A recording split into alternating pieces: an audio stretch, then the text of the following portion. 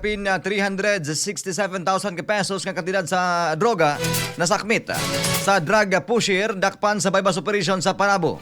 Alang sa kumpleto detalye, katropang Bong Algabre.